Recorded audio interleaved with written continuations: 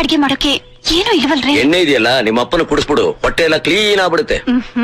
ಮತ್ತಿನ್ನೇನು, ಸುಮ್ನೆ ಹೋಗ್ತೀನಿ ಅನ್ನೋರ್ನ ತಿನ್ನೋದಕ್ಕೇನಾದ್ರೂ ಕೊಡ್ತೀನಿ ಅಂತ ಕರ್ಕೊಂಡ್ ಬಂದಿದ್ಯಲ್ಲ, ಏನ್ ಮಾಡ್ತೀಯಾ? ಆಹಾ, ಇಡ್ಲಿ ಒಣಗೋಗಿದೆ, ನನ್ನ ಹಾಗೆ ಪರವಾಗಿಲ್ಲ, ಅಡ್ಜಸ್ಟ್ ಮಾಡ್ಕೋಬಹುದು. ಅಪ್ಪ, ಏನಮ್ಮ? ಉಪ್ಪಿಟ್ಟಿದೆ, ತಿಂತೀರಾ? ಏನೋ ಒಂದ್ ಕೊಡಮ್ಮ. ಒಂದೆರಡು ವಡೆ ತಂದ್ಬಿಡ್ತೀರಾ? ತೂತ್ ವಡೆನಾ ತಿಥಿ ವಡೆನಾ?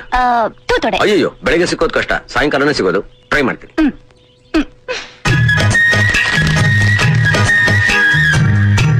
ಮಾವಯ್ಯ, ವಡೆ.